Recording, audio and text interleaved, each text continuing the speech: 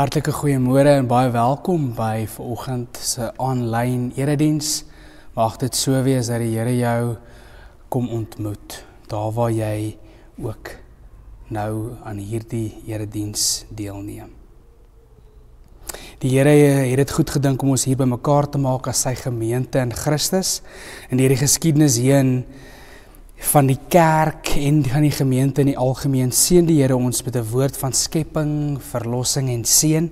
En soos dit was vir soveel van ons voorgangers, seën die Here ons vandag met liefde en vrede. En dan hierdie vrede kom na ons toe in die naam van God, die Vader, die Skepper, die Verlosser en ook God as die een wat ons heiligmaker is. Hierdie God is met ons. Kom ons reageer op die groet van die Here deur 'n wonderlike loflied te sing, deur Lossinglied 184 in antwoord hierop.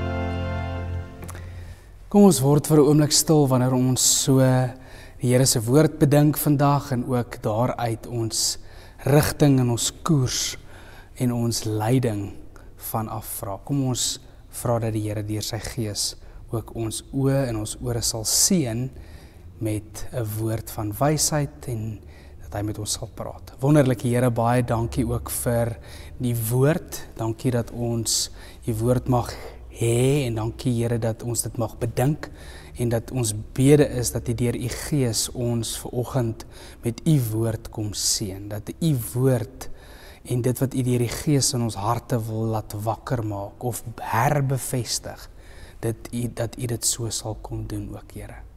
Ons bede is dat ons as U kinders fyn ingestel wil wees op die stem en die roepstem waarheen U ons ook heen roep en stuur.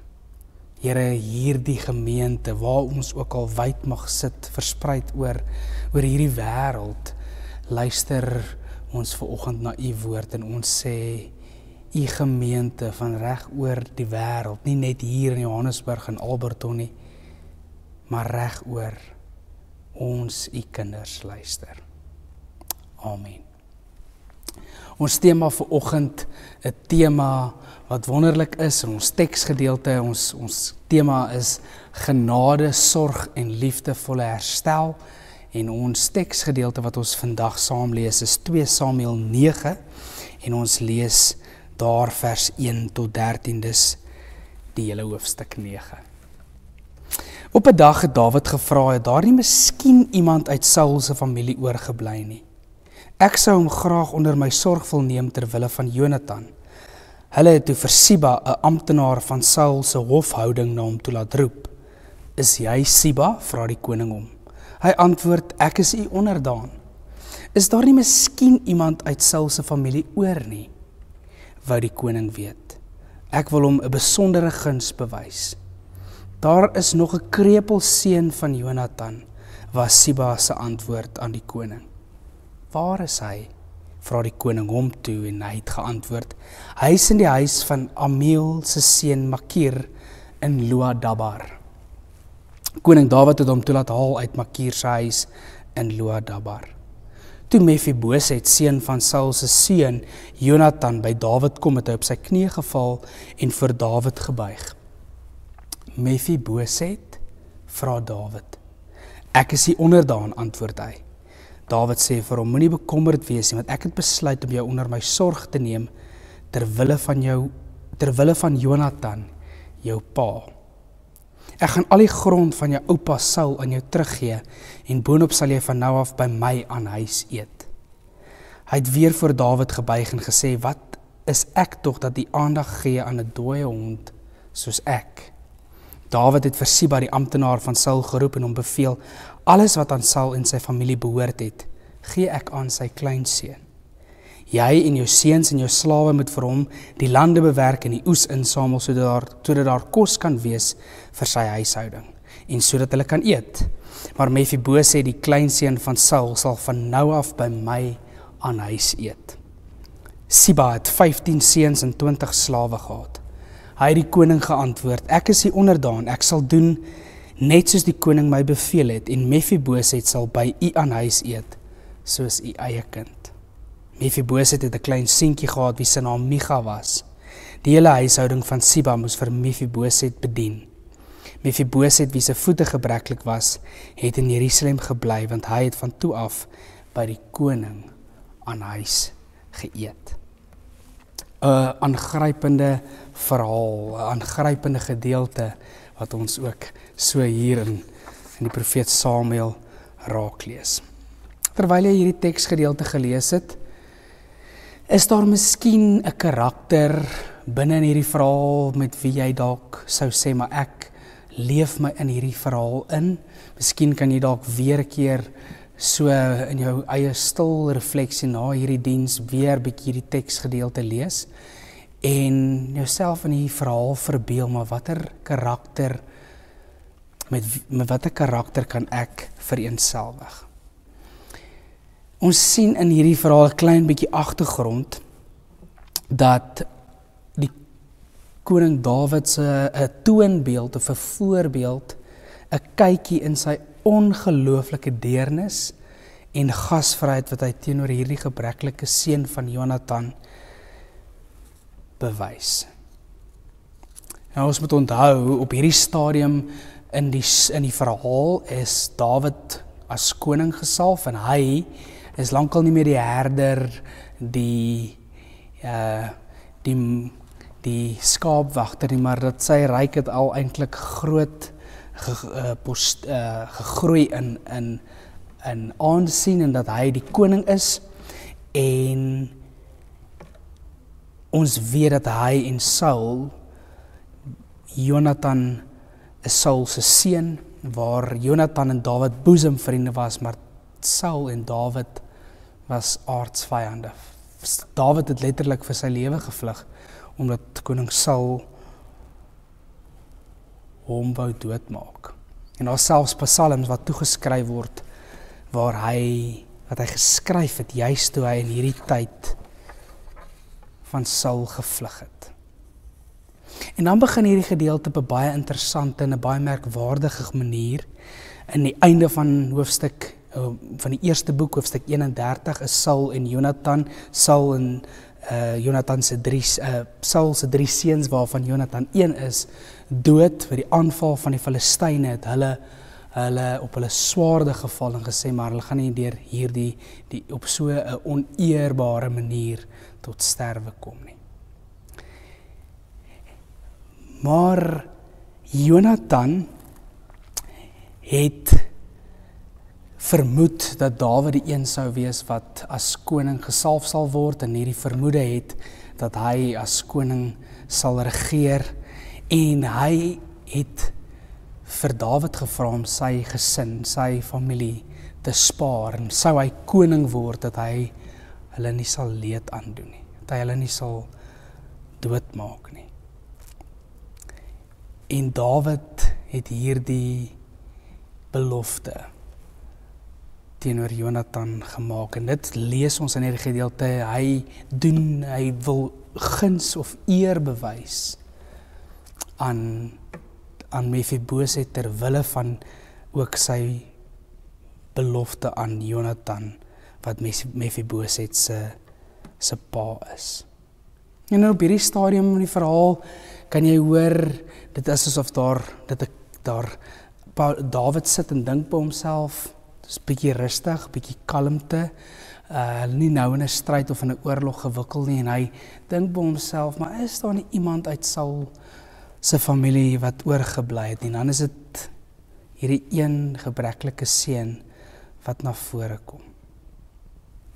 Nou ons sal weet, 'n radikale beweging van Dawid, want wanneer 'n koning 'n ou koning verslaan, die eerste ding wat jy doen as 'n nuwe koning, jy kry al sy naaste, al sy kinders, al sy kleinkinders, al sy slawe, en jy maak hulle dood. Want hulle, nou nie die slawe nie, maar sy nasate, die koning se nasate, het 'n reg op die troon. Hulle hou 'n bedreiging in.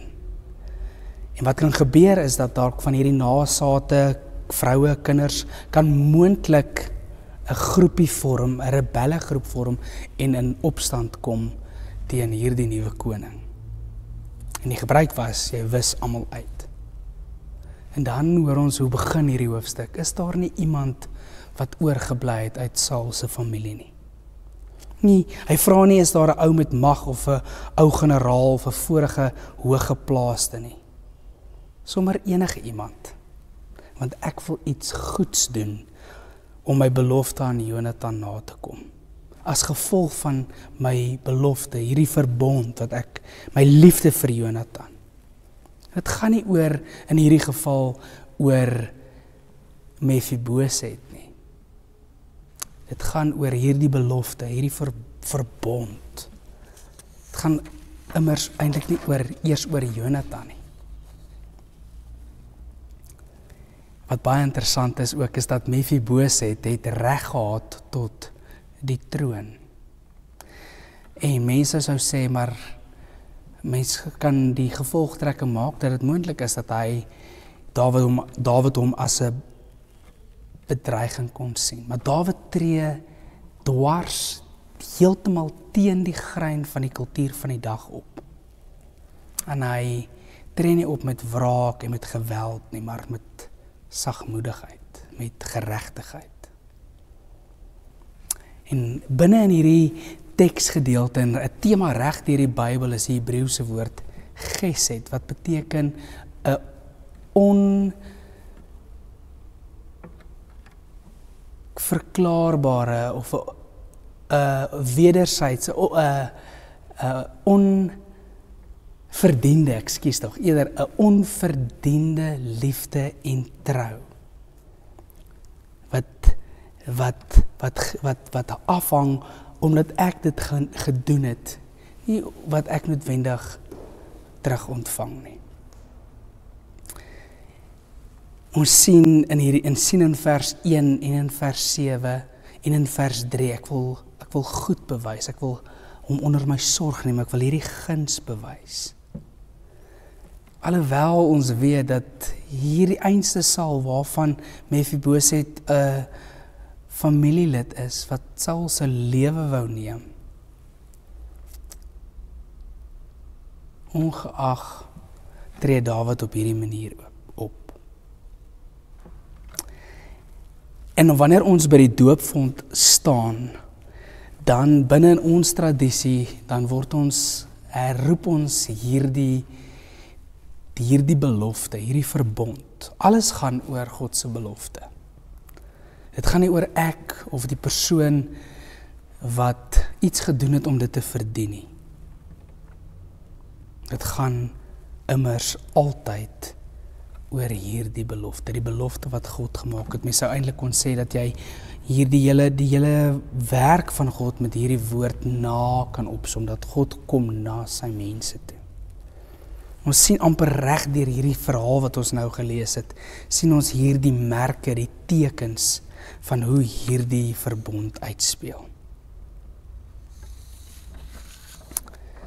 'n Onvoorwaardelike liefde gebaseer op 'n belofte, hierdie gesed. Dis die liefde wat God vir ons het, wat nie gebou is op goeie werk of goeie dade nie, maar op God se getrouheid. Daar is geen ander voorwaarde nie behalwe die eer van die persoon wat die belofte gemaak het. Dis die enigste ding wat hierdie ding vashou, wat dit laat geld. Maar die vraag is,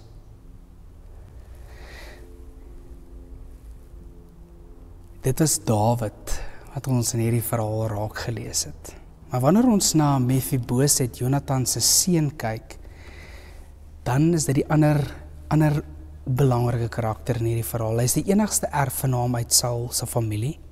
Hy was verlam, sê die teks, in beide sy voete.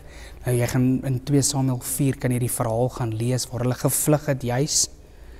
En in hierdie vlug hy was maar 'n klein seentjie gewees, 5 jaar oud, die teks gee eintlik baie beskrywende inligting, is hy laat val en dit het gemaak dat hy gebreklik geword het in beide sy voete.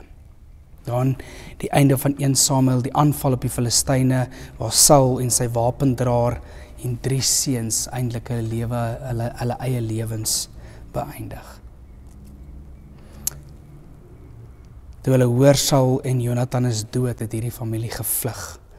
En hulle is bang wat volgende gaan gebeur, want hulle is dalk volgende. Hulle is die volgendes wat die vyand sal opsoek. En toe het hulle hom tot in Lo-Dabar, ons lees daar's waar hy homself bevind. Nou Lo-Dabar beteken plek met geen veiding. En Mephiboset se naam beteken uit skaamte. So hierdie arme seun, nutteloos, verlam, gevlug weg van sy land af, hulle is bang hulle word doodgemaak. Bly in hierdie plek wat genoem word geen veiding, geen welstand, met die naam uit die mond van skaamte. Hy was 'n prins, het reg tot die troon gehad, maar dit is hoe sy lewe uiteindelik heeltemal verander het. Dawid het geen motivering om Mephiboset te laat haal met die vrees dat Mephiboset stilletjies in die geheim probeer het om 'n rebelle opstand teen hom te bedink nie. Hy maak nie 'n politiese skuif nie. Hy tree nie op soos enige ander koning in sy tyd sou optree nie.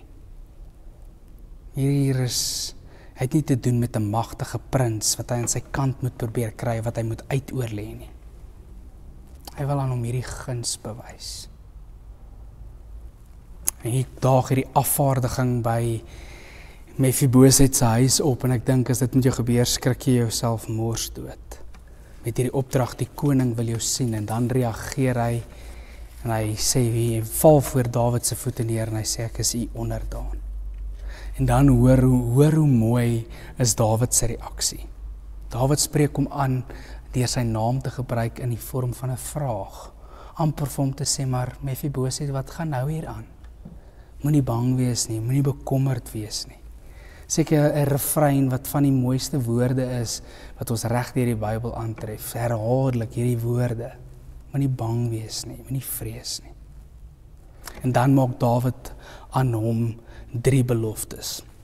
Hy sê ek gaan aan jou guns bewys as gevolg van Jonathan jou pa, nie omdat jy dit verdien of so oulik is nie. Ek gaan jou familiegrond vir jou teruggee en jy gaan vir die res van jou lewe gaan jy aan my tafel, aan huis aan tafel eet.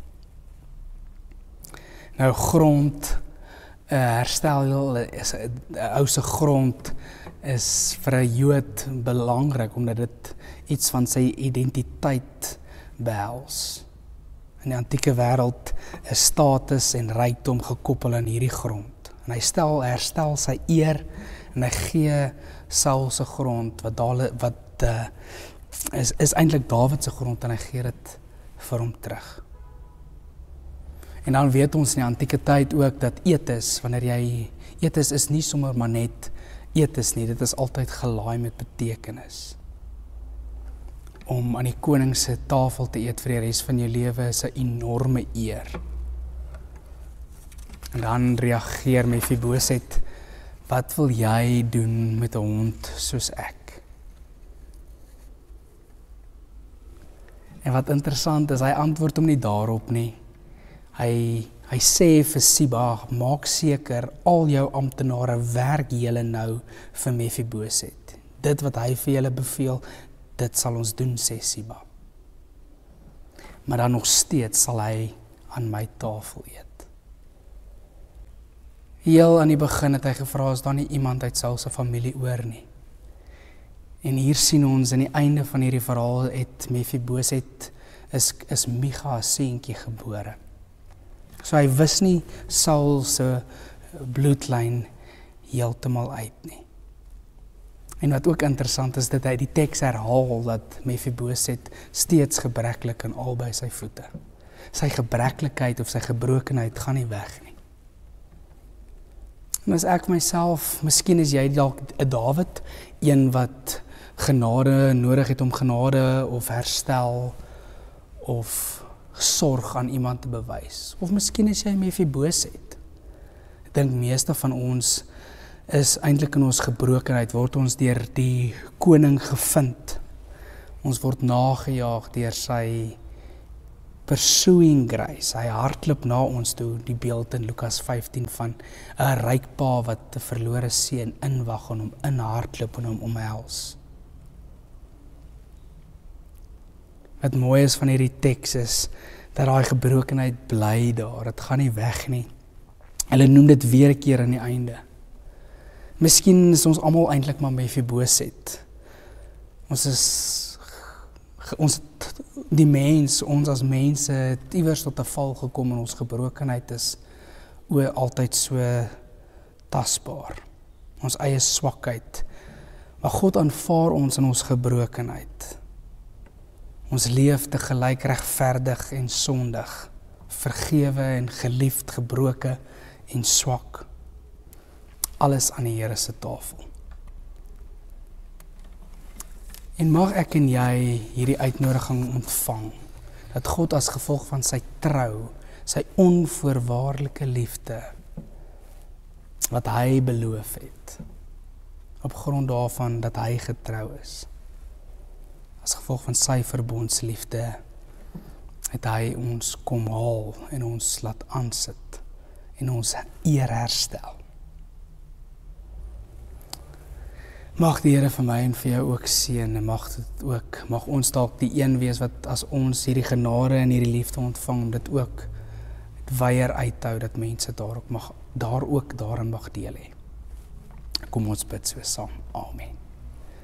Wonderlike Here, baie dankie vir hierdie groot genade en dankie o Here dat U God is wat so getrou is. Here, dankie vir U trou en U onverdiende en onverganklike liefde. Ons loof U daarvoor. Amen. Ons sluit ons saamwees af met 'n wonderlike lied 530 en dan wag ons ook vir die groet van die Here.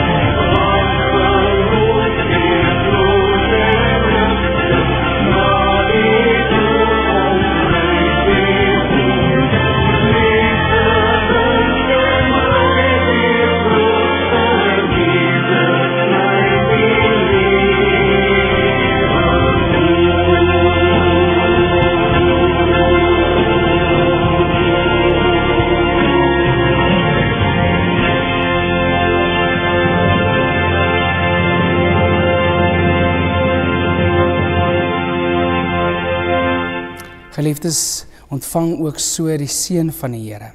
Mag jy opnuut ontdek dat God jou najaag. Mag die wind van agter waai, mag die son op jou gesig val en mag milde reën jou veld besaai totdat ons weer ontmoet. Mag God jou in die palm van sy hand bewaar. Amen.